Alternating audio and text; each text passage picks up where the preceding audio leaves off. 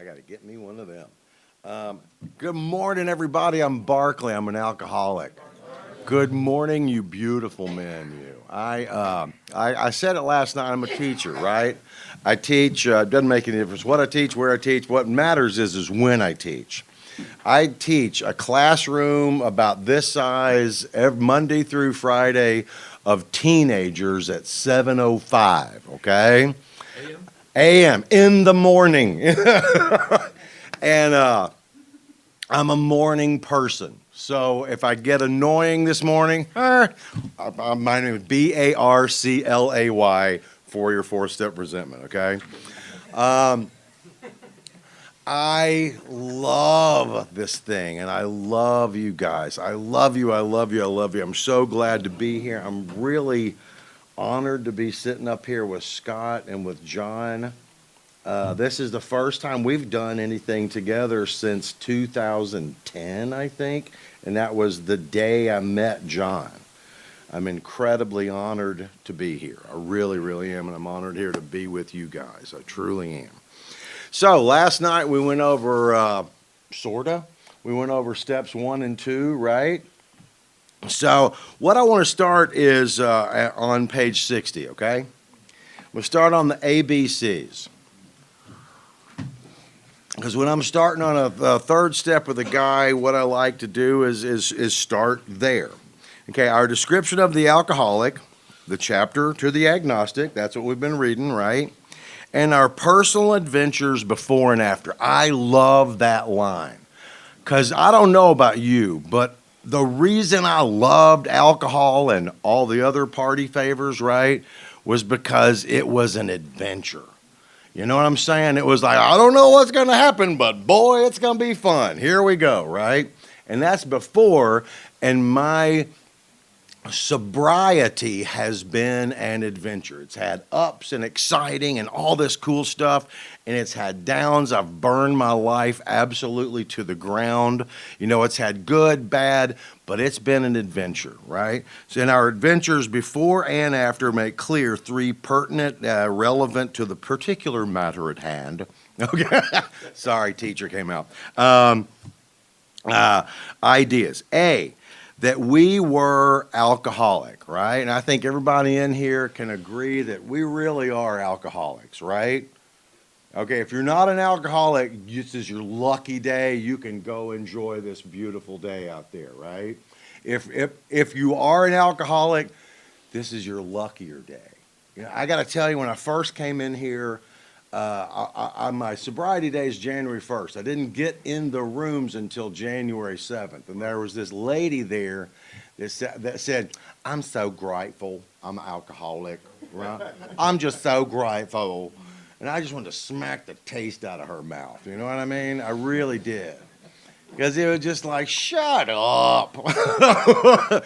But I will tell you, I am so grateful today that I'm an alcoholic, because it took something that literally, I come from a family of 5 people. It has killed 3 of the 5 of us. There's me and 1 brother left, and we're both in Alcoholics Anonymous, okay? And I don't think that's just some kind of weird coincidence. There's a reason why I'm alive, and it's because I stumbled into this group, this fellowship of people.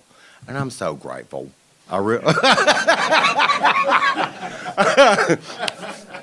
Anyway. Okay, so we have agreed that we are alcoholic, right? Raise your hand, baby. Are you an alcoholic? Yes, I'm an alcoholic. Yes, I am. There we go. And we cannot manage our own lives, right? You're sitting here, gentlemen. You know, it's a Saturday morning. It's like you're here. Where's some places that you managed your way into? Help me out, seriously. Where's some places, anybody managed their way into jail? my man, right? I managed my way into divorce court, right? I just once.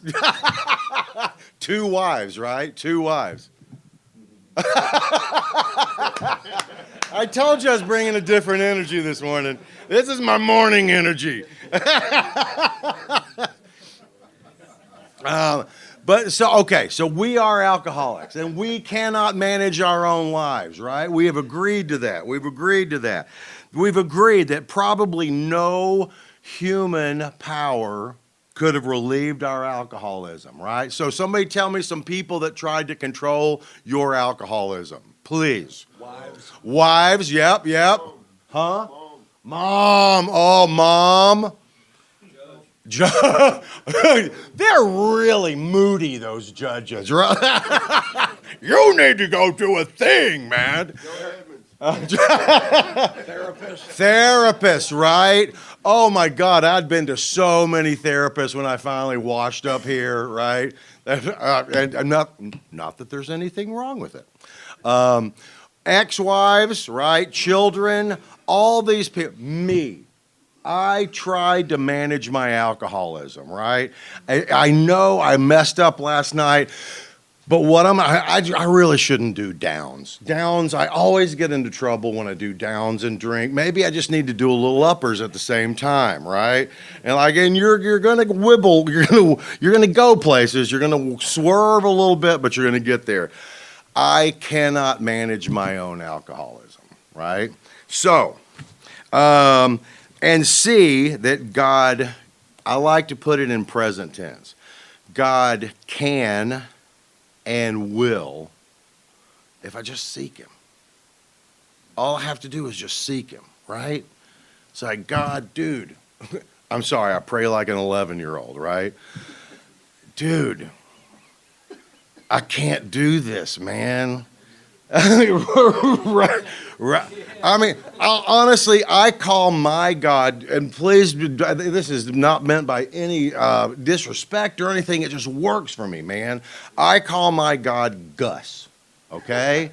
Gus, great universal spirit, right? And Gus is a guy you want to hang out with, right? And this is anyway, Gus, God, dude. I cannot do this. I am killing myself. I am joining that endless procession of sots in my family unto death. Please help me. I can't do this. I just can't do this, right?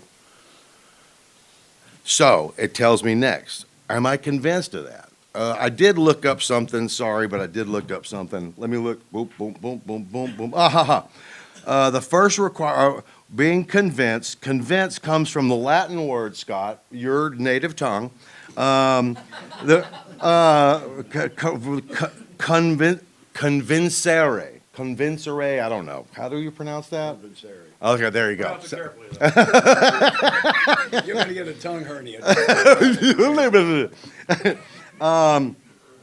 Which means to prove or to refute. Convincere is made up of the prefix com, totally, and the word vincere, conquer, totally conquer, right? I have become totally conquered at my own hand, right?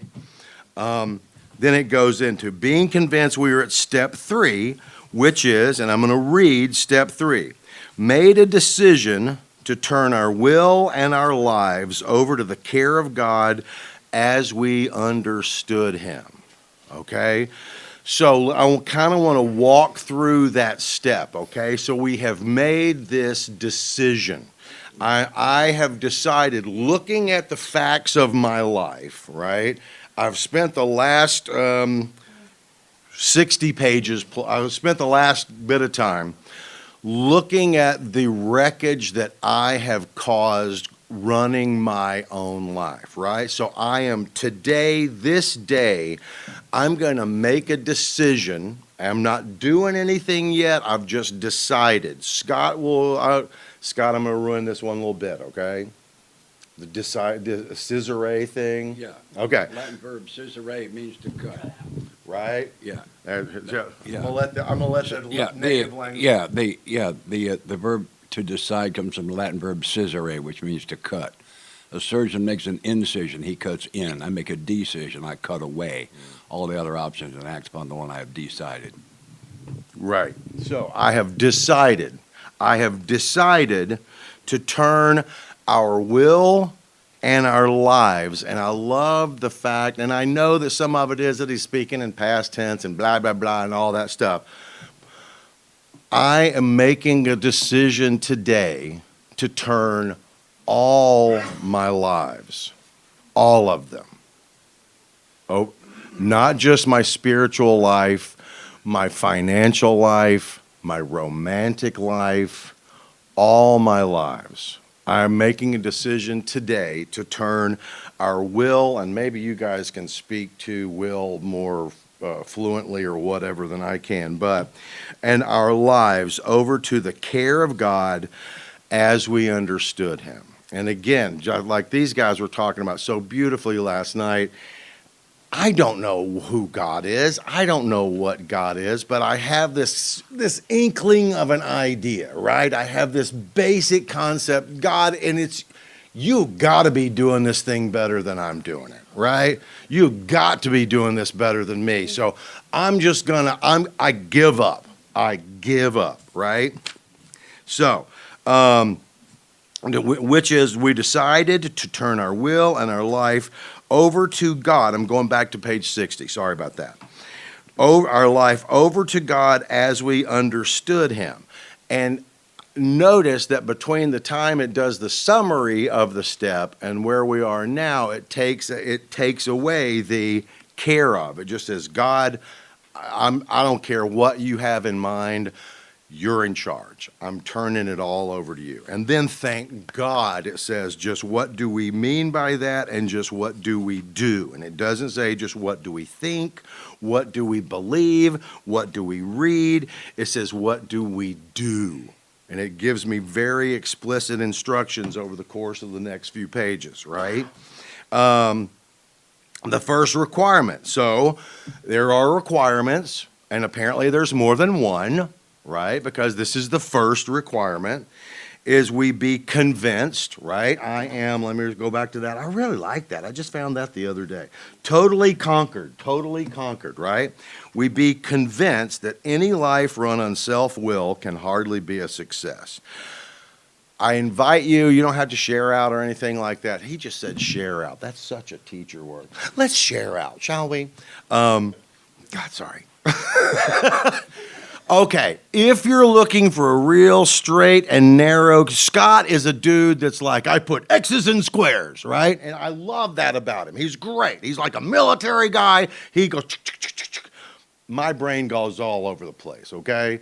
So I'm sorry, but that's just me. That's just me. That's the way God made me. So, keep going, Barkley. That any life run on self-will can hardly be a success. I want you to think about what your life, where your self-will has gotten you to, okay? Where your self-will, I am going to rely on me, and where it got you to. And quite honestly, for me, I have to continue to look, not just where it got me before I came into the rooms of Alcoholics Anonymous, where it's gotten me today. You know what I mean? This is not, and I love on page 275, okay? I'm going to go back to page 275. Help me. Here we go. This is Keys of the Kingdom, right? It was written by a woman, Sylvie Kaufman, who was a flapper back in the 20s, which is really kind of cool. But on page 275, the middle paragraph there, it says, AA is not a plan for recovery that can be finished and done with. It is a way of life, right? It is a way of life for the rest of my life. It is a way of life, and the challenge contained in its principles is great enough to keep any human being striving for as long as he lives. We cannot outgrow this plan. As arrested alcoholics, and then we've all been arrested, but we have our alcoholism in arrestment, right? As arrested alcoholics, we must have a program for living that allows for limitless expansion. I have to have this, I have to keep growing. If I do not keep growing, I will weaken and die. Like I said, I hope to talk about this later on, but I have seen with my own eyes what it's like to go, I got this. It's not good. It's not good. Keeping one foot in front of the other is essential for maintaining our arrestment. Others may idle, and I love this, in a retrogressive groove, right? Others may idle in a retrogressive groove without too much danger, but retrogression can spell death for us. However, this isn't as rough as it sounds. As we do become grateful, we do become grateful for the necessity that makes us toe the line, and we find that we are compensated for a consistent effort by the countless dividends we receive. Right? What a promise that is. What an amazing promise that is. For the rest of my life, I get to, if I just consistently, to the best of my ability, just to the best of my ability, to the best of my willingness. Thank you. Thank you very much. I get to grow and expand and be of more help to people. I've gone off on that tangent long enough. And it's my experience because I did this without trying to help other people. It was great. And for the first 2.5 years of my sobriety, I did everything you told me to do. Everything. I did the 9th step, and I hated doing it. I did everything except 1/3 of step 12. And I did not try to pass this on to other people. And after 2.5 years, I have a thing about suicide, not a big fan, but if you wanted to push me in front of a bus, that would have been okay. So I know what that's like. And enough. Moving on. Ooh, yeah. Take pity on my students, please. We really do. Oh, by the way, I have a sign with my students, right? Because I go off on tangents. I say, I'm going off on a tangent now, right? And they'll go, okay. And then if I take that tangent to another tangent and I'm like way off in the weeds, they'll just go. So, John, you have permission. And then it starts, okay, so then it starts to, most people try to live by self-propulsion, right? And then it goes into the whole actor thing, and I get that actor thing. And it tells me that I will do whatever it takes to get my way, right? I may be nice to you, and if that doesn't work, okay, that didn't work, no problem. Hey, I'll do whatever it takes to get my way. But then for me, one of the most resonating sentences in the whole book is here on page 61, about a little over halfway down. All right. It says, is he not a victim of the delusion that he can wrest satisfaction and happiness out of this world if only he manages well? Right? I am a victim. I will kill myself. I will convince myself that it's your fault until I die, right? And a delusion is a false belief in something out there that it is real, despite, and I believe the term that they use in the dictionary is incontrovertible evidence to the contrary. Even though all points, everything says this is not true, I continue to believe it. Right?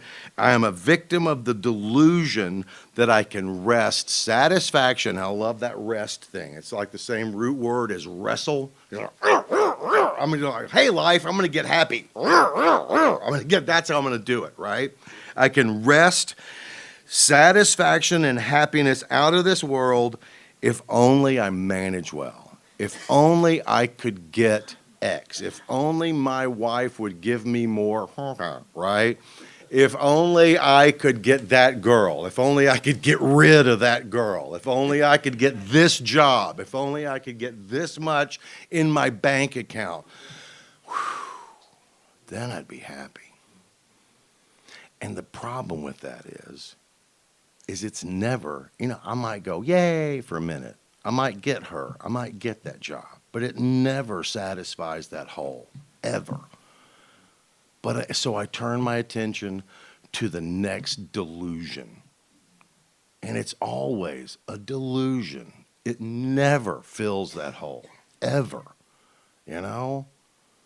So this decision that I'm making is like, okay, God, what you have has got to be better than what I'm doing, man.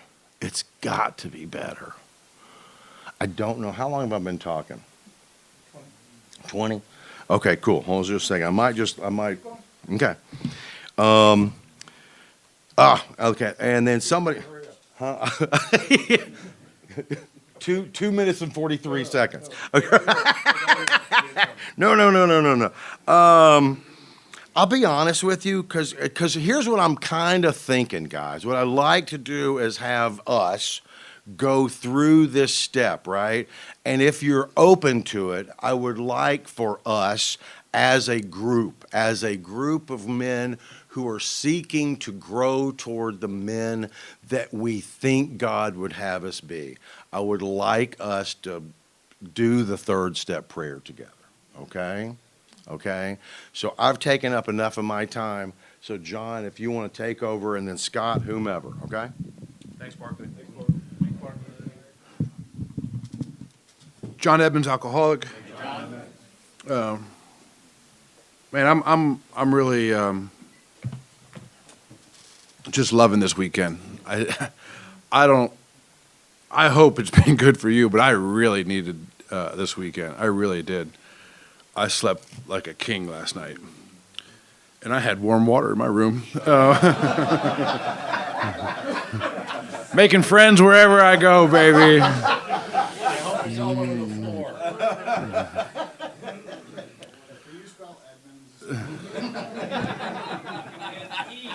You can complain to Miss Edmonds as long as you want. She's heard it all. There's nothing that. What a great woman. Saint for sure. This third step is, it's changed its meaning to me dramatically and I hope it continues to change. Something that Scott started sponsoring me taught me this idea of kind of chasing some themes through the book, and like, why are we talking about this 12 times, or, is what's the emphasis here? And so I want to do this. I said this last night. It's been my experience in 35 years that the purpose of the 12 steps is to remove what's blocking me from God. That's it, right? Whereas religion's goal is to introduce you to a specific God and a specific plan. While we have a plan as well, it's kind of a different route, right? I love what Bill says in We Agnostics. I didn't talk about last night. My favorite part of We Agnostics, it says, at the end of the day, deep down inside, God's already there. That's where we find him. Well, let's go there. That is page 55. Actually, we're fooling ourselves, for deep down in every man, woman, child is the fundamental idea of God. But the theme that I want to chase through the book starts on this page of that we're blocked. We don't have to be introduced to the right God. We just have to remove the things that's blocking us from experiencing that power. That next sentence says, it may be obscured by calamity. What's being obscured here? This idea of God. Obscured means blocked, okay? Go to 64 real quick. After we've taken this third step prayer, we've made this decision. It says, followed by a strenuous effort to face and be rid of the things in ourselves which had been, what? Blocking us. If you go to 71, after we've done some step work here, it says, we hope you're convinced now that God can remove whatever self-will has blocked you off from him. Go to 72. We have been trying to get a new attitude, a new relationship with our Creator, and discover the obstacles in our path. An obstacle is something that blocks you. You go to 76. Second paragraph, it says, when we're about to take the 7-step prayer, it says, I pray that you remove from me every single defect of character which stands in the way, something that stands in the way, something that blocks me. And there's many other great examples of that reference, but that's what we're trying to do in all of our step work. And for me, in the second step, as I talked about it ad nauseum last night, was these old ideas, which was blocking me, right? If God's here to punish me, he can't help me, by definition, right? And what's blocking me in the third step, and this is just my experience, and Barclay talked about it really well and stole half the stuff I wanted to talk about, is this idea, if only, right? If I get what I want, I'll be happy. And my fear in taking this third step is, if I really go all in with all my poker chips, am I going to be happy? Right? I mean, will I get what I want? Because I've got this old idea that if I get what I want, I'm happy. And it was taught to me that I had happiness and pleasure completely confused. And so in sobriety, I just started chasing all this pleasure, new cars, new girls, new whatever, new life experiences, indulgences, and I thought, oh man, that's something to be looked forward to, made me happy, that nonsense, Phil. But what I later came to find out was that was so flawed, because happiness is not the goal. If you're new here, and that's a foreign idea to you, I'm excited. Happiness is very transient. It's conditional, right? The goal here is peace for me. And even that is not perfectly sustainable. If you go to page 8 real quick. Did I read your mind? I was to know happiness, peace. I'll go too fast. The paragraph starts with trembling. The last sentence says, I was to know happiness, peace, and usefulness. And so happiness is, as I said, conditional, and peace is not perfectly sustainable. There'll be moments in your life that, we're not perfect at this deal, right? For sure. But usefulness cannot be taken away from you. Whatever is in your life that's, Bill later on says, in God's economy, nothing is wasted. So even in our moments that we are not at peace, they will later be used. And I've found that to be true. This life of Alcoholics Anonymous has given me a life. I mean, I wish I had the time to talk just for a few hours about the mistakes I've made since I got sober. They're much more exciting than any pontifications that, I mean it. Like, I don't have any key understanding of what Bill really meant on page 42. And let me explain it. There's some AA guys that are really great communicators that can explain things really well. I don't have that. I think our greatest gift to each other is just sharing our lives. Making it okay to fall down and hit your head 3 days in a row on the same curb, doing the same thing. You know what I mean? Like, we just don't shoot our wounded in here. I don't care. You made this mistake 47 times. How do we get to the other side? And so that was my first attempt at the third step was, and that's what was blocking me. My first third step looked like this. God, you handle the alcohol and the drugs. I'll handle the money and the women, right? Because if I turn that aspect over, the money and the women, I won't have enough money, and I won't have the right woman. I didn't want to. When I got here, I didn't particularly want a godly woman. I'm just being honest, right? Willing was what I was after. You know what I mean? I'll tell you a little funny story.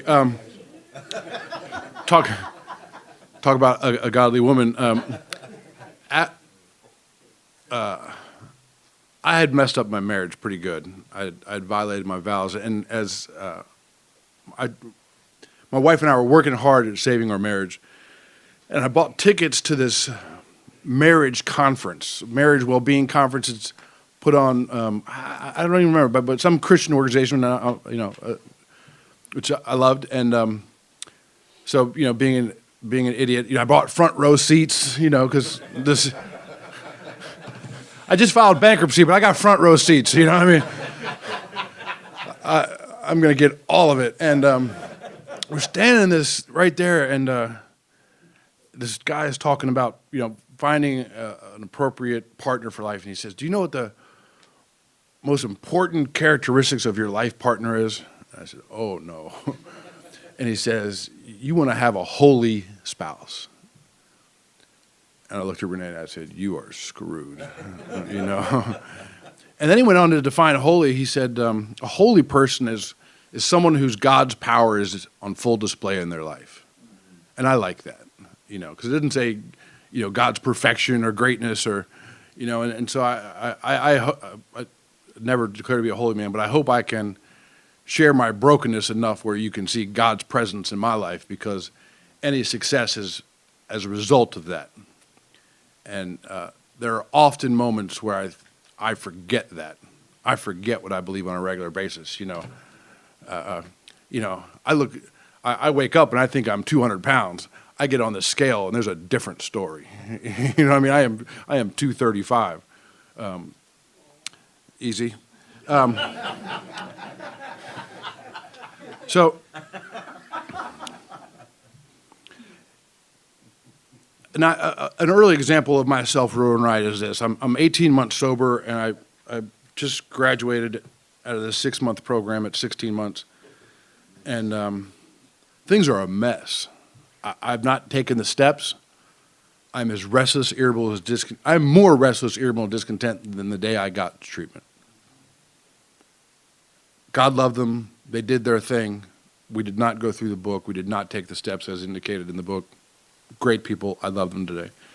But so I'm restless, irritable. I've got no cure, right? I've got no solution to this restless, irritable, and discontent. And I'm trying all these different things. And so life's a mess. And what made me think about this was Barkley talking about Scott being a military guy. I'm a little resentful. I too am a military guy. Yes. It was. Please tell more. It was a long 48 hours, but so I can't keep my car on the road. I can't keep a job. I can't get her. It's just things are a mess. I'm stone cold sober, and I'm going to 1,000 meetings, brother. I'm going to meetings, and so the first Gulf War breaks out, and my grandfather was a 2-star admiral, pretty big deal, and his sons went to the Naval Academy, and they always kind of snubbed the alcoholic side of the family, and so the war broke out, and I said, I got an idea. I'm going to enlist. I'm going to enlist in the Navy and show, kind of show these people. Well, that's kind of the side benefit, but I'm just really running for my life. I'm going to enlist in the Navy, and I'm going to be a war hero. And I knew that was safe because the war was going to be fought in the desert, and so the Navy's safe, right? Like, the Iraqis don't have a Navy, right? We're safe.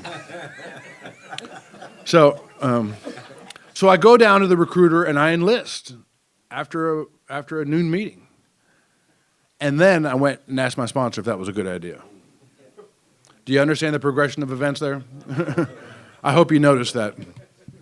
Self-will run riot. And so that war lasted like 6 days. And, you don't go to the military in 6 days, they, months away. And so 3 months later, they go to ship me out. And I realized this is a mistake because I'm not going to be a war hero. The war's over. Remember, that war was like just done.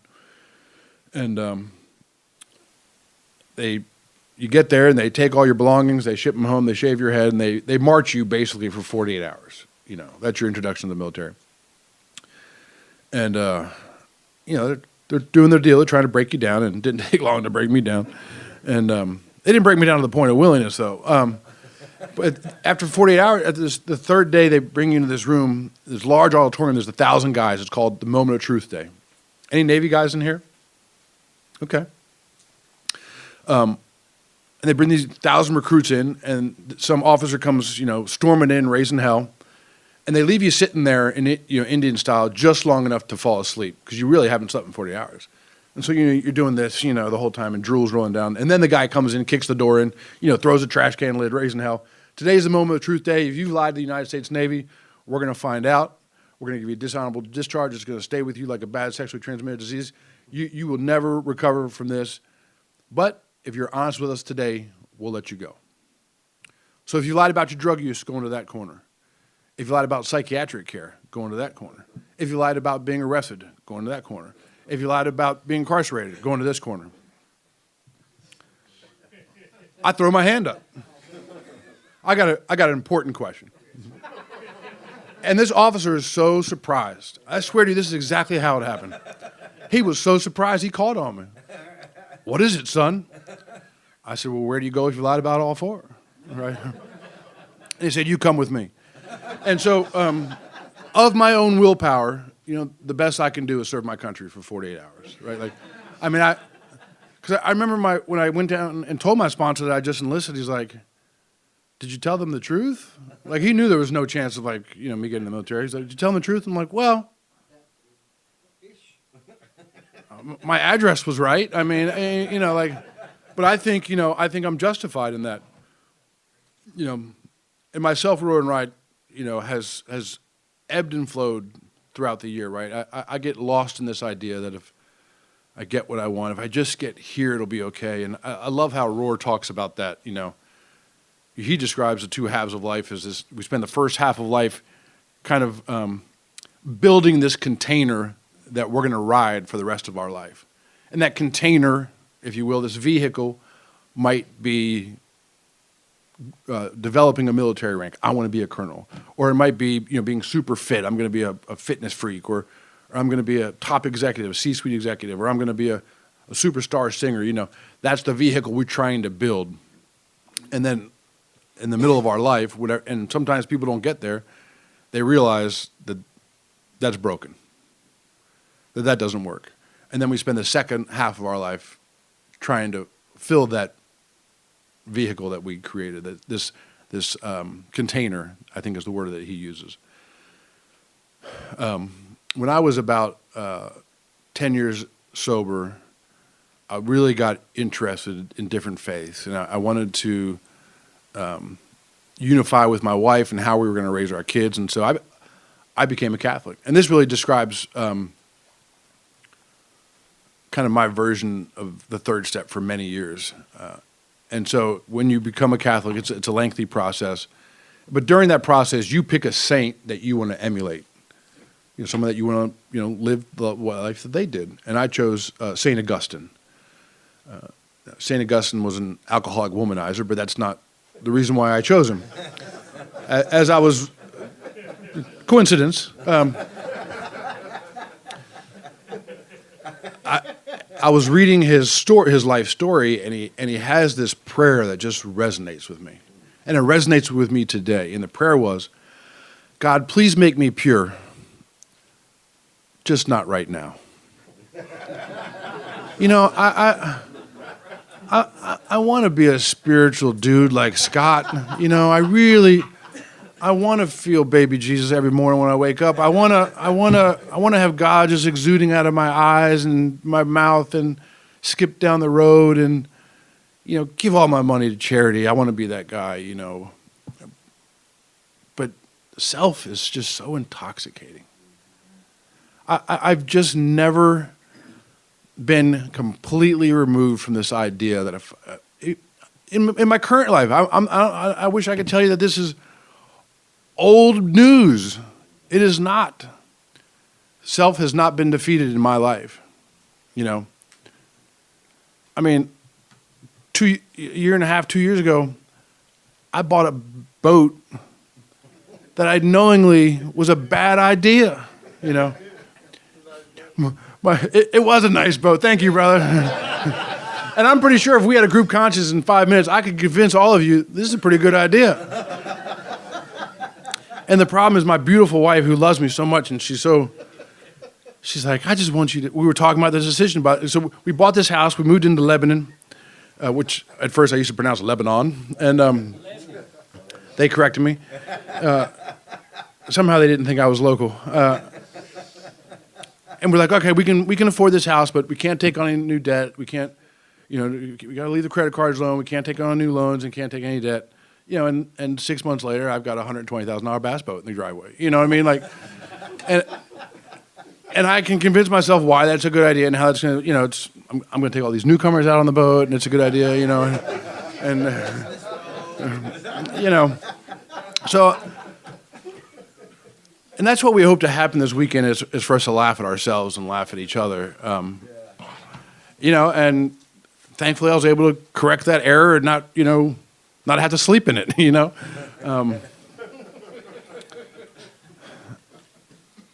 I think this, I'm going to go back to the book a little bit because we got off page 60. Is that what you did? I didn't even see it, I just felt it. The bottom of 62, this is the how and the why of it. First, we had to quit playing God. Next, we decided that hereafter, then the drama of life.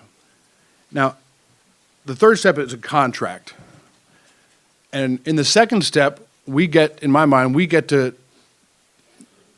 state our requirements. And that's the conception that Scott talked about. I'll turn my will and my life over to the care of God if he's all loving, all powerful, eager to forgive me, a funny sense of humor, and big enough to solve all my problems. If that's the deal, if that is the deal, I'm in. All right? We've talked about the opposite deal. I don't want to beat that into the ground. But if that's the deal, I'm in. And so, but the other side of the contract is right here. God's going to be the director. He is the principal. We are his agents. He is the father, and we are his children. Most good ideas are simple, and this concept was the keystone of the new and triumphant life, which we're going to walk through. On the next page, very top, it says, when we sincerely took such a position, what position? This position that we just talked about. We're the child, we're the agents. We're not the director, we're not the father. If we take that position, we get to have a new employer being all-powerful. He provided what we needed if we kept close to him and performed his work well. I think, nobody cares, I think the big book is wrong in two places. On the previous page, it says, driven by 100 forms of fear. I don't know about you, but I've got 100,000 forms of fear. And the second part is, and I'm just having fun, of course, established on such a footing, we became less and less interested in ourselves and our little plans. That's not right. I've got big plans, brother. You know what I'm saying? I mean, I've already talked to some people about creating my bust, for my funeral. You know what I mean? Like, I just don't know who should carve it out of bronze or stone or, what. I mean, I've got big plans, you know what I mean? And, what Shoemaker says about that we can't really turn our will and our life over to the care of God if we don't understand him is really accurate for my life. But then he goes on to say, do we really want to know and do God's will, or do we just want God to sanction our will and help us get what we want? I mean, that explains all of the problems of my recovery. And later on, and we're going to take the third step when I'm going to give it to Scott in a minute.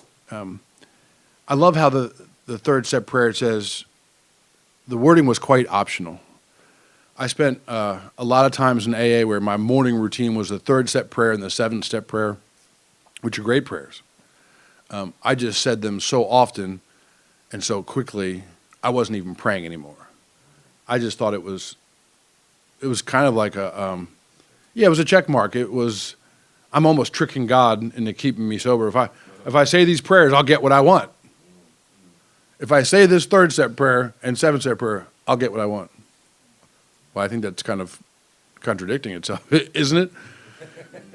And the coolest thing in my experience is, and that's the mystery of this life to me is like, we're given this gift of the free will, which is really cool. But if we surrender enough and give it back to God and try to align ours with God's will, it's amazing. But the second I take it back, and say, this part, I'm going to handle this. I got this. I got this. It's just disastrous. And I don't think God's up there pulling, puppet strings like that. That's just been the great truth. When I decide to seek, when we talked about God's vision for us last night, for me, it's just as simple as embracing God's love and sharing God's love. And the rest of but I've got all these things that block me from that. 4-step, the fear, the resentment, the crazy sex ideals. In the 5th step, it's this isolation from my fellows, thinking I'm different. And the 8th and 9th step is it's all these things that I have to make right, all my wrongs, that give me this guilt and shame and remorse,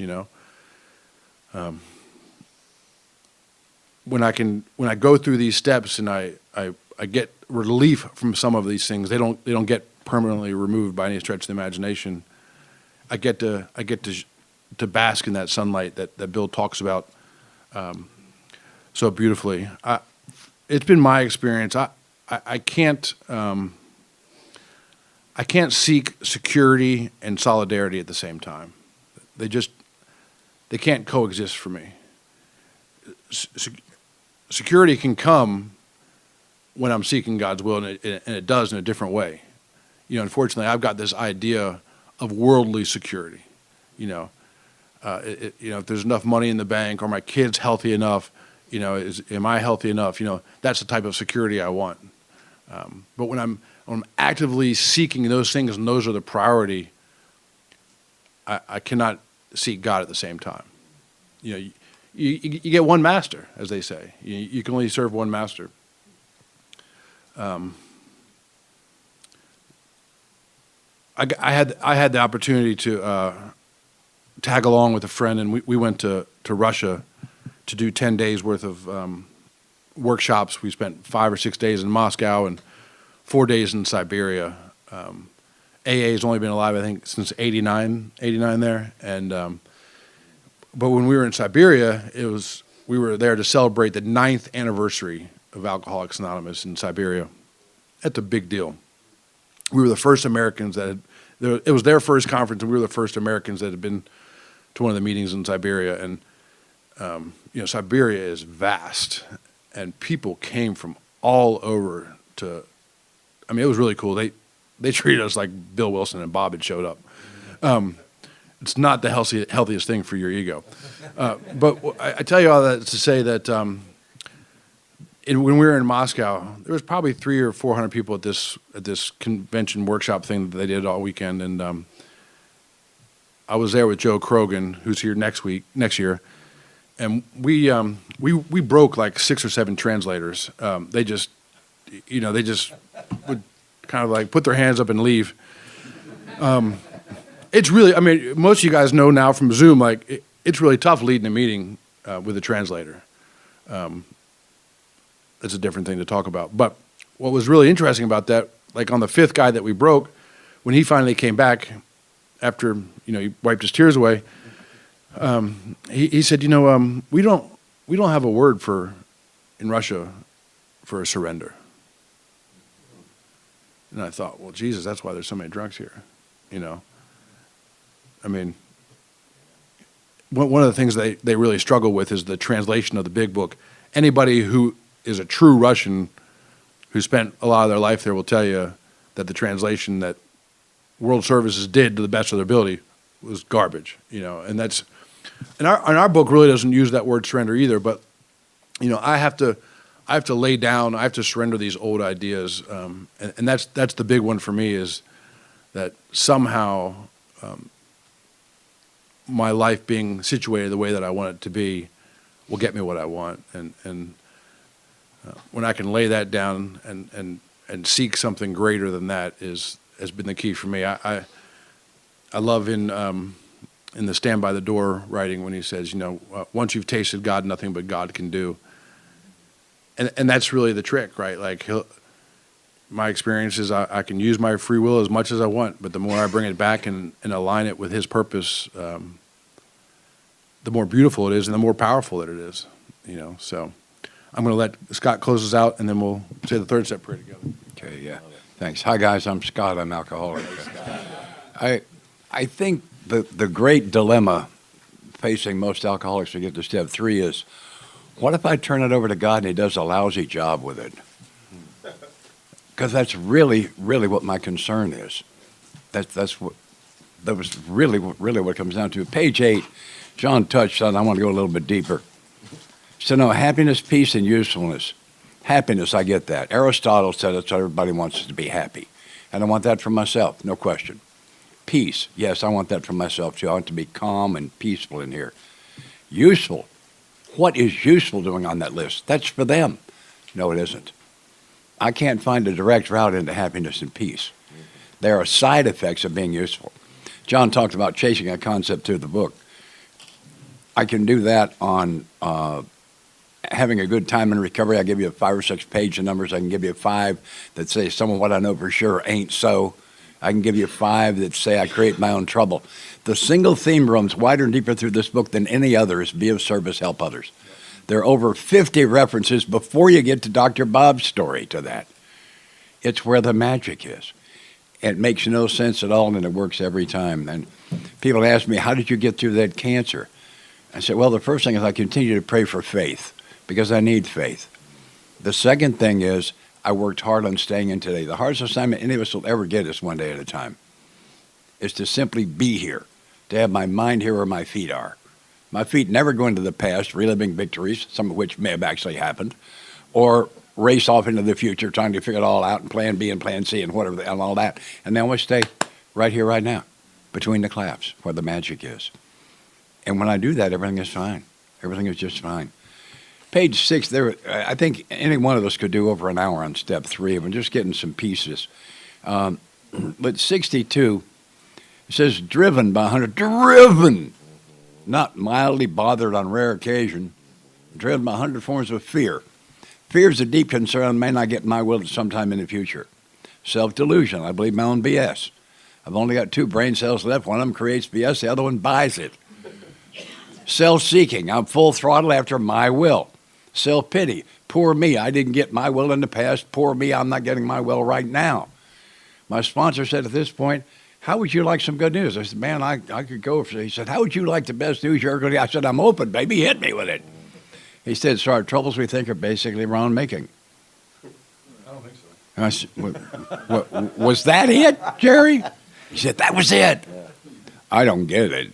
He said, if it really is the cops, the courts, the judges, the Russians, the Chinese, your future ex-wife, her mother, and their lawyer, if those people really are the problem, you lose.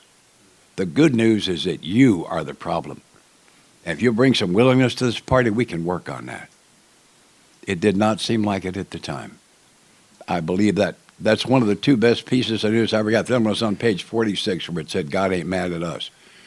That is some fabulous news. Because at this point, there's hope.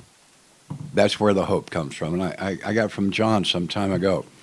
I believe that willingness and bottom and surrender all have the very same definition. And it's when someone who's qualified asks me to do something I don't like, that I don't think will help, that I don't think matters, that I don't want to do, and I do it anyway. Is that do it anyway that defines bottom, surrender, and willingness. If I can't bring do it anyway to the party, I've lost all 3 of those.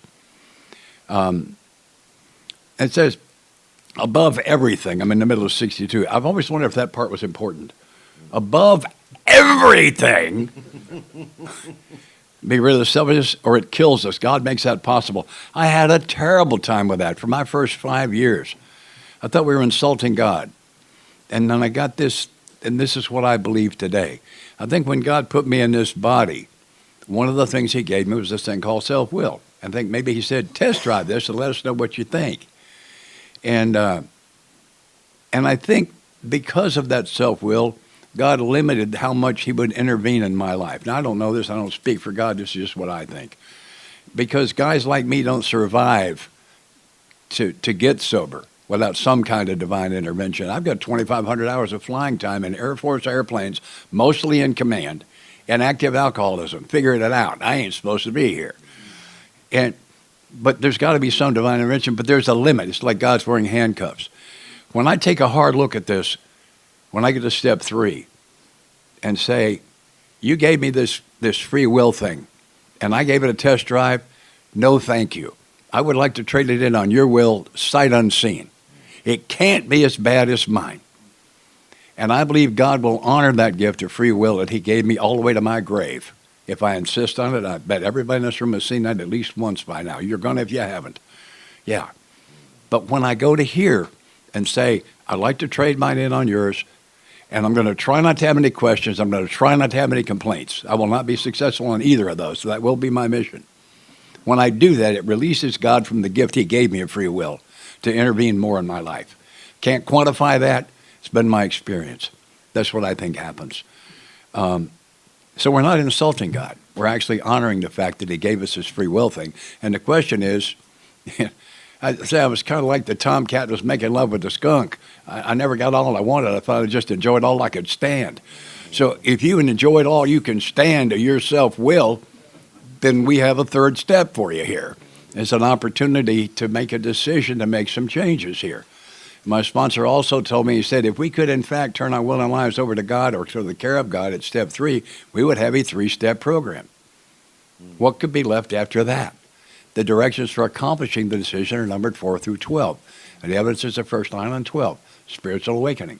Sounds a lot like will and life turned over to the care of God. One more little piece down at the bottom of page 62. First of all, we had to quit playing God to give us kind of a mediocre reason. It didn't work. Maybe we need more of what isn't working. I'm told the first rule of horse cavalry is when the horse is dead, dismount. You were in the cavalry, weren't you? Yeah. You rode in here on a dead horse, guys. We're just recommending you get off. That's all. That's probably enough for me. So I think we should, if you're up to it, if you feel like it, it's an invitation. What I would like for us to do is to take a few minutes. If you feel like you would like to kneel, I think you should kneel. We have pillows up here for you to kneel on, if that would be helpful to you. If you're physically unable to do that, that's cool, man. That's cool.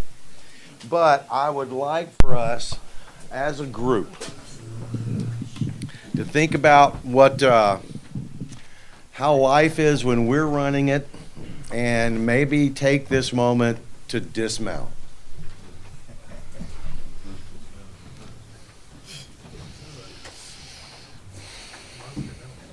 And what I'd like to do,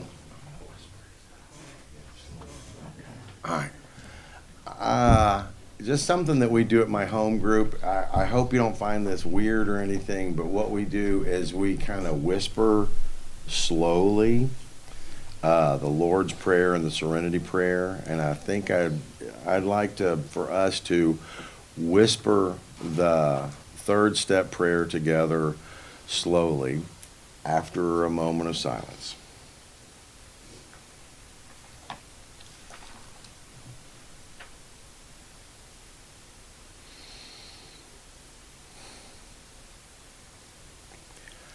God, I offer myself to Thee, to build with me and to do with me as Thou wilt.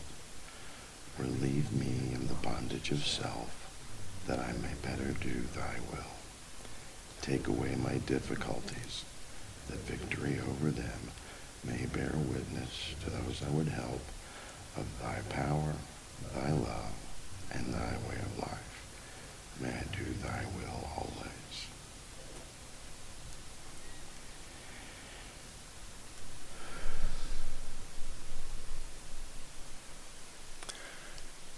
This session has ended.